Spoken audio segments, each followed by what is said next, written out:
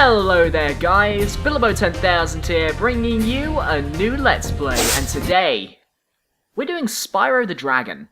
Spyro the Dragon was one of my favourite series as a kid. For some reason it's gotten a little bit frozen. It's loading, that's why. Don't want to go into the demo. Didn't want to go into the demo. Okay, I am going to wholeheartedly admit, I am playing this on an emulator because I do not own the original PlayStation 1 game. We shall be going into slot 1. Now, this was me playing it a while ago. That is a fully completed game, so I kind of know what I'm doing.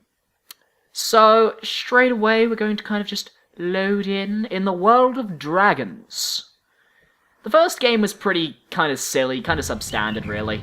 Okay, rolling. Oh, it's been peaceful here in the Five Worlds. Good. Or is it 6? For a dragon's age.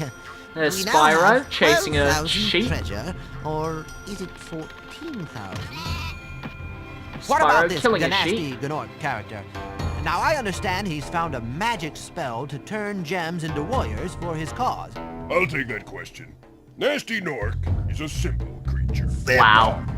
He has been contained in a remote world and is no threat to the Dragon Kingdom. Get No wrecked. threat!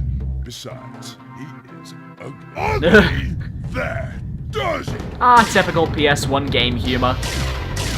And naturally, Looks like I've got some things to do. naturally the logic is, Spyro was the only dragon not to get frozen by Nasty Nork's attack because he was small. He was like the only child there.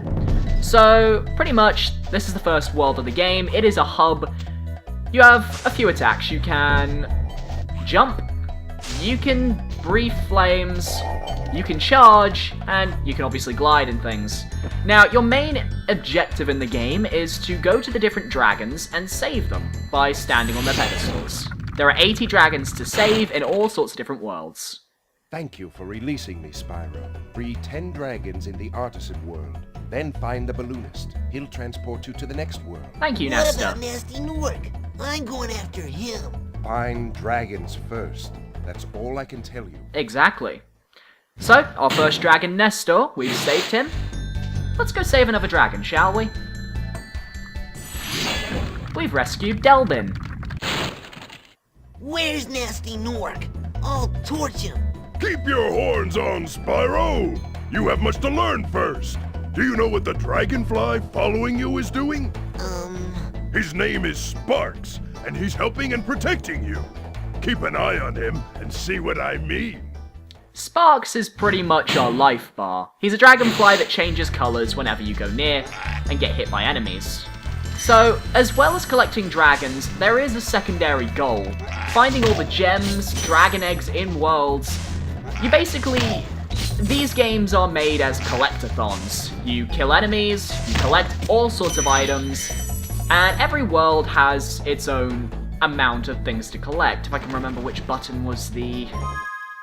there's the start button. The pause button, it shows us we have 100 gems to collect and 4 dragons to find.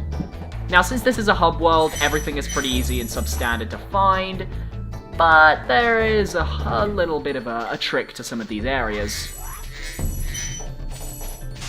Now, dotted throughout these hub worlds, you'll find portals. Their portals basically lead to other worlds, such as this one, which leads to the Dark Hollow. And as the games went on, as the original trilogy continued, it did get a lot better and better.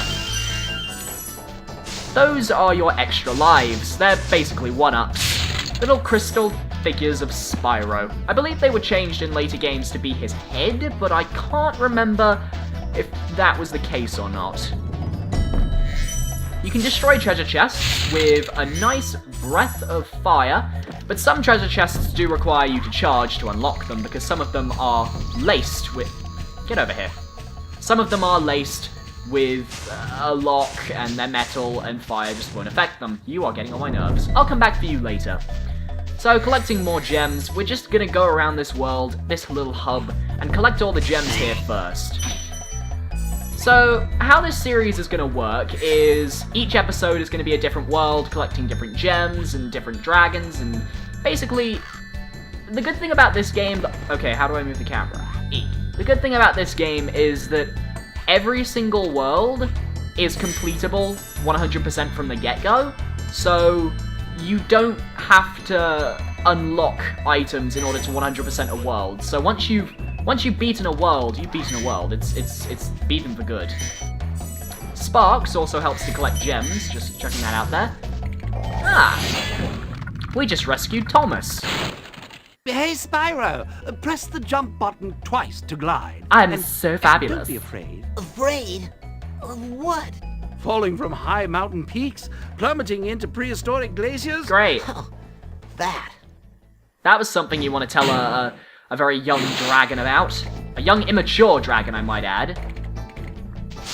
Die. Also, standing on those dragon pedestals after the dragon has been released will trigger a save mechanic. Pretty much you can just save your game there. Nothing too dangerous, nothing too bad. Alright, no gems around here. I believe there's some gems back here. Let's just quickly check around here. Nothing. Cool. Well, you can hear a bit of a shimmering kind of sound. That's because of these blue whirlwinds. Blue whirlwinds pretty much just lift you up to a higher part of the level. That's Town Square. We're not going to go there yet. Alright, let's turn the camera. We do need to do a bit of gliding, though. You see, this treasure chest, those gems, and I believe there is another treasure chest in which we can get up there. See, it's a really good game. This is probably... It was one of the first platformers I ever actually played. And goddamn, I love the Spyro games. They're like some of my favorites.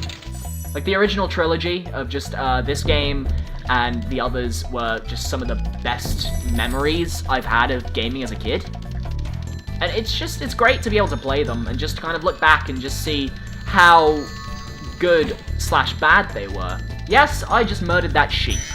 Pretty much, if you kill a sheep, it will drop a butterfly. Butterflies are ways of healing Sparks, who in turn heal Spyro.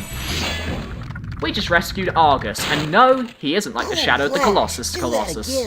The Artisan's boss is through a portal in the Dragon Mouth, but you are not yet ready, Spyro. First you must complete one of the other Artisan lands.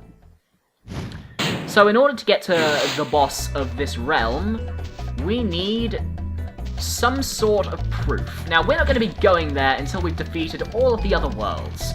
So until then, we're just going to continue on our merry way to find more treasure. Now, down there is the balloonist. He'll take you to another world if you so desire, but only if you have enough dragons. That would be 10. And now, we have all of the gems. We also have all of the dragons. And with that, we're done with the original world. But we're not done yet, because we need to go to our first location. And our first location is the world known as Stone Hill. Stone Hill can be found very easily. It's right here. So, in the next episode, we'll be taking on the Stone Hill world. Thank you so much for watching this episode of Spyro the Dragon for the PlayStation 1. If you're enjoying this video or this series so far, feel free to leave a like, rate, comment, or subscribe. Once again, thank you so much for watching, and goodbye.